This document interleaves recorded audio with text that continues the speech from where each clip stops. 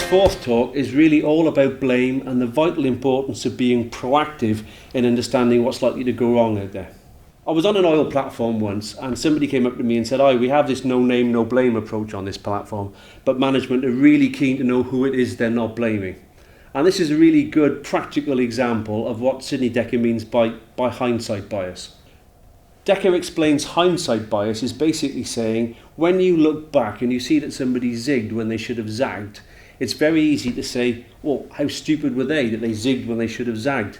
But what the model says is you need to put yourself in the position of that person just before they zigged or zagged. And what you often find is both options seem perfectly sensible at the time, and it's not until they go wrong that hindsight says that was the wrong choice. Following on from this, what is absolutely vital that organisations do is to go back and put themselves in the position and the shoes of the person before something goes wrong and proactively understand what their mindset might be.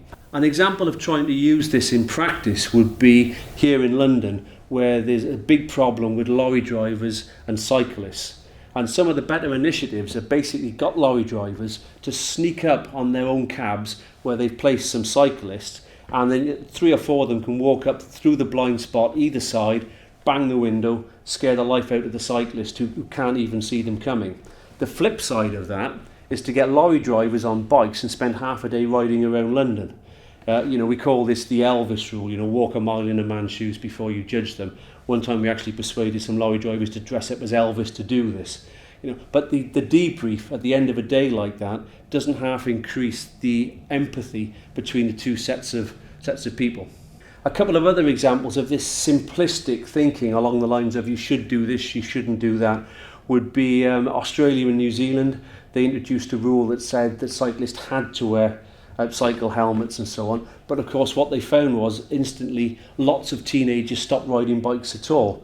And somebody from down the corridor with the House Initiative and the anti-obesity brief came down knocking on the door about that one. Lorry drivers, for example, when they notice that cyclists are in high-vis jackets, helmets and so on, they assume that they're more protected and competent. They make a risky shift and they'll drive 8% closer to the cyclist than they would have done previously. Two other examples of this. Some years ago in the UK, when we had a real problem with violence at football grounds, somebody within Whitehall decided to publish a league table of bad behaviour, and the idea being that it would shame fans into behaving better, right up until the first top of the table clash where they realised that was actually not thought through as well as it could have been. A final tragic example would be Edinburgh Council. Some years ago they tried to tackle the drug problem, illustrated so well in the film Trainspotting by Danny Boyle, and they tried to tackle the drug problem by when they found users they would confiscate all their equipment, and the idea being if they didn't have needles they couldn't take drugs.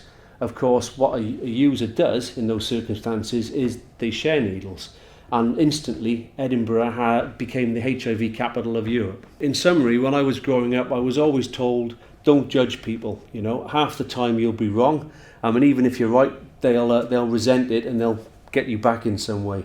But really blame has almost no part to play in running a strong safety culture. It's empathy and analysis. Should, frankly, in safety is a 4-letter word.